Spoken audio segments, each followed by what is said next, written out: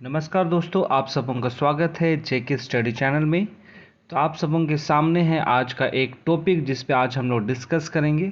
और टॉपिक है आपका यूएई भारत आर्थिक शिखर सम्मेलन, जो अबू धाबी में हो रहा है। मतलब हो रहा नहीं, हो चुका है। ये 3 जुलाई को हो चुका था। तो आज इससे संबंधित है आज का ये वीडियो कि ये जो 3 जुलाई को यूएई इंडिया इकोनॉमिक समिट जो हुआ है, तो इससे भारत ने वहाँ जाके क्या क्या चर्चाएं की है, किन किन समझौते पर हस्ताक्षर किया है, और ये जो शिखर सम्मेलन है उसको कराने का क्या उद्देश्य है, उससे संबंधित आज का ये वीडियो है। तो चलिए शुरू करते हैं आज के इस वीडियो को बिना किसी देरी के। तो जैसा आप सभी को मैंने बताया कि ये जो सम्मेलन हो रहा है, मतलब हो चुका है, वो आपका 3 जुलाई 2023 को अबू धाबी में हुआ है। ठीक है, जिसका विषय रखा गया था fostering synergy uniting the falcon and tiger economies. ठीक है, इसका विषय है, और एक बार सुन लीजिएगा, fostering synergy uniting the falcon and tiger economies. ठीक है, जो 3 जुलाई को अबू धाबी के अल मरियाह द्वीप में एडीजीएम ऑडिटोरियम में हुआ। ठीक है, अबू धाबी में हुआ है। ये किन द्वीप का नाम यहाँ पे बताया गया है, अल मरियाह द्वीप है, वहाँ पे हुआ। और इसी में एक ऑडिटोरियम है एडीजीएम करके, उसी ऑडिटोरियम में हुआ है यह शिखर सम्मेलन। और ये जो शिखर सम्मेलन है वो एसबीआई कैपिटल मार्केट्स लिमिटेड और अबू धाबी ग्लोबल मार्केट के द्वारा संयुक्त रूप से आयोजित इस कार्यक्रम में भारत और यूएई के उपयोग जगत के नेता के साथ साथ एसबीआई सीएपीएस एडीजीएम शाखा कार्यालय के आधिकारिक उद्घाटन हुआ। ठीक है, तो इसमें आपको कई नेता इसमें शामिल हुए हैं, और साथ ही साथ एडीजीएम शाखा का भी आधिकारिक उद्घाटन किया गया है। एसबीआई का जो समूह है उसके माध्यम से ये अबू धाबी में इसका उद्घाटन किया गया है। शाखा का नाम रखा गया है एडीजीएम शाखा का। ठीक है, तो इसके माध्यम से हमने यहाँ पे इस स्लाइड में हमने जाना कि ये जो सेमिनार रखा गया है, समिट रखा गया है, उसका विषय क्या था, उसके बाद ये कब हुआ, और ये कहाँ हुआ। अबू धाबी के अल मरियाह द्वीप में हुआ। ठीक है, ये भले आपको याद रहे ना रहे, लेकिन ये चीज़ को आपको याद रखना है। ठीक है, तो चलिए अब हम लोग ये जानने का प्रयास करेंगे कि ये जो सम्मेलन हुआ इस पे किन किन विषयों के लेकर चर्चाएं की गई। तो शिखर सम्मेलन में स्टार्टअप, स्थिरता, हरित ऊर्जा, पूंजी बाजार और तनावग्रस्त संपत्ति समाधान जैसे विषयों पर आकर्षक पैनल चर्चा हुई। ठीक है, और उपस्थिति में प्रमुख हस्तियों में भारतीय स्टेट बैंक के अध्यक्ष दिनेश खारा, संयुक्त अरब अमीरात में भारतीय राजदूत संजय सुधीर, एडीजीएम पंजीकरण प्राधिकरण के सीईओ हमद सयाह अल मजरूई के साथ साथ एडीजीएम के और एसबीआई सीएपीएस के वरिष्ठ प्रतिनिधि शामिल हुए थे। तो यहाँ पे आपने देखा कि इसके माध्यम से, इस सेमिनार के माध्यम से शिखर सम्मेलन में स्टार्टअप, स्थिरता, हरित ऊर्जा और पूंजी बाजार और तनावग्रस्त संपत्ति समाधान को लेके यहाँ पे चर्चाएं की गई हैं, और साथ ही साथ और भी विषय थे जिस पर चर्चाएं की गई हैं। ठीक है, और जैसे बहुत सारी बातें हुई, बहुत सारे टॉपिक थे जिस पे यहाँ पे चर्चा हुई है, और इस चर्चा करने के लिए बहुत सारे पैनल का निर्माण किया गया था। और इस पैनल में एसबीआई के अध्यक्ष भी शामिल थे, संयुक्त अरब अमीरात के भारतीय राजदूत भी शामिल थे, और एसबीआई के भी प्रमुख जो भी हैं, वो वरिष्ठ प्रतिनिधि जो हैं, वो सारे के सारे इस सेमिनार में सम्मिलित थे। ठीक है, तो यहाँ पे हमने जाना किस विषयों को लेकर चर्चा हुई। और ये जो सम्मेलन हुआ है उसका सम्मेलन जो का ऑर्गेनाइज किया जाता है उसका उद्देश्य क्या है, इसको हम लोग जानेंगे। तो जैसा अभी कोई आप सभी को जान रहे हैं कि अभी जो भारत का अमृतकाल चल रहा है, अगर हम उसकी दृष्टिकोण से देखते हैं तो ये सम्मेलन कराने का जो उद्देश्य है वो ग्रामीण शहरी विकास अंतर को पाट कर और उनके जीवन में सरकारी हस्तक्षेप को कम करके भारतीय नागरिकों के जीवन में सुधार लाने के उद्देश्य से संरेखित है।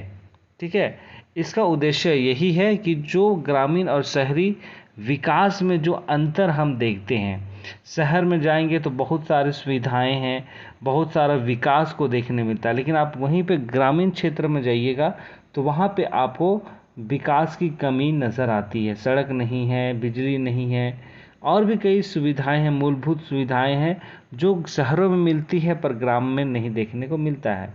तो वही उद्देश्य है कि जो विकास का जो अंतर है उसको पाट करके, मतलब जो कमी है उसको, अंतर को दूर करके जो भारतीय नागरिकों का जो जीवन शैली है उसको सुधार लाने का इस पे प्रयास किया जाएगा इसके माध्यम से।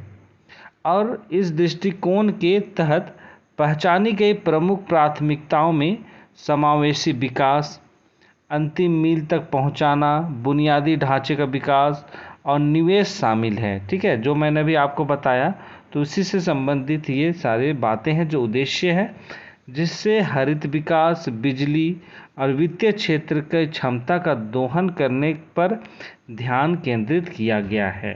ठीक है, तो इसके माध्यम से हमने यहाँ पे देखा कि जो हरित विकास को पूरा ध्यान दिया गया है।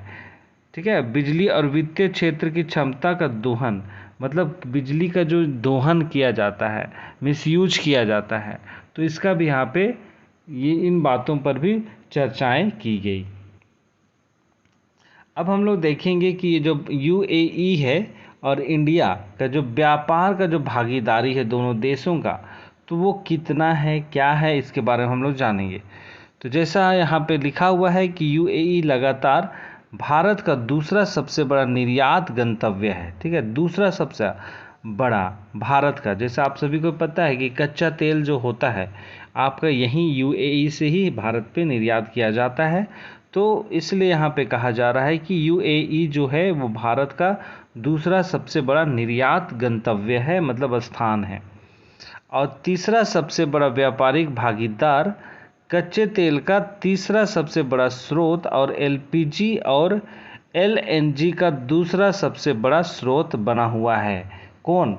यूएई। ठीक है, तीसरा सबसे बड़ा व्यापारिक भागीदार भी है, कच्चा तेल का तीसरा सबसे बड़ा स्रोत है और एलपीजी और एलएनजी का दूसरा सबसे बड़ा स्रोत बना हुआ है आपका यूएई भारत के लिए। ठीक है, अब विशेष रूप से CEPA कार्यान्वयन के पहले वर्ष में भारत और यूएई के बीच द्विपक्षीय व्यापार लगभग 20% की प्रभावशाली दर से बढ़ा है। माने जो व्यापार आप देख रहे हैं वो 20% बढ़ा है, ये कहा जा रहा है रिपोर्ट के अनुसार। अब भारत के कुल निर्यात की बात की जाए तो वो 5.3 के साथ ये वृद्धि दर है, जो 5.3 से अधिक था। ठीक है, ये चीज़ यहाँ पे हम लोग देख रहे हैं। तो ये आने वाले समय में यूएई और भारत के बीच की जो व्यापार भागीदारी है वो और भी बढ़ने का यहाँ पे आसार आप यहाँ पे देख सकते हैं। तो इस तरह से दोनों के जो घनिष्ठ संबंध है वो और भी अधिक मजबूत हो सकता है। अब हम लोग देखेंगे कि क्या क्या समझौता हुआ है इस सम्मेलन के माध्यम से। तो संयुक्त अरब अमीरात में से कच्चे तेल का आयात और संयुक्त अरब अमीरात का परिष्कृत उत्पादों और स्नेहक के निर्यात सहित हाइड्रोकार्बन क्षेत्र में महत्वपूर्ण लाभ देखा गया है। इसके अतिरिक्त विद्युत मशीनरी, आभूषण, कृषि और ऑटोमोबाइल जैसे क्षेत्रों को भी समझौते से लाभ हुआ है। ठीक है, इस समझौते के माध्यम से आप यहाँ पे देख सकते हैं जो कच्चा तेल का हो गया, हाइड्रोकार्बन की बात यहाँ हमने देखा, और विद्युत की बात, विद्युत मशीनरी, आभूषण, कृषि, ऑटोमोबाइल जैसे बहुत सारे चीज़ें हैं जो समझौते के नज़र से देखा जाता है। और इसका फ़ायदा इन सारे क्षेत्रों को भारत और यूएई के जो ये क्षेत्र हैं वो इसको लाभ प्रदान करेगा। तो ये बातों को यहाँ पे हम सब देख सकते हैं, ठीक है। तो ये चीज़, ये जो था आज का वीडियो, ये अबू धाबी में जो आयोजित किया गया है, हो चुका है 3 जुलाई को ये संपन्न हो चुका है। भारत और यूएई के बीच जो आर्थिक शिखर सम्मेलन हुआ है, इसके माध्यम से दोनों देश के विकास के लिए ये काफ़ी अच्छी समझौता की बात यहाँ पे देखने को मिली है। वैसे जो यूएई है वो एक विकसित देश है और भारत हमारा जो विकासशील देश है, तो भारत के विकास के लिए यूएई का जो साथ है वो बहुत बड़ी बात है। वो हमेशा हम जो यूएई है भारत की नज़र से तीसरा सबसे बड़ा कच्चा तेल का निर्यात तक है, ठीक है। तो इस तरह से भारत के विकास में यूएई का योगदान कुछ हद तक सामने नज़र आ रहा है। तो चलिए, इसी के साथ आज की इस वीडियो को मैं यहीं पे समाप्त करता हूँ। वीडियो अगर आप सबों को पसंद आया है तो वीडियो को लाइक कीजिए, शेयर कीजिए, कमेंट करना ना भूलें। और अगर जो लोग चैनल में नए हैं वे लोग चैनल को सब्सक्राइब कीजिए, बेल आइकन को प्रेस कीजिए और चैनल को सब्सक्राइब करना ना भूलें। तो चलिए, इसी के साथ आज के इस वीडियो को यहीं पे समाप्त करते हैं। मिलते हैं एक नए वीडियो के साथ। तब तक आप लोग अपना ध्यान दीजिए, सुरक्षित रहिए और अपना ख्याल रखिए। बहुत बहुत धन्यवाद।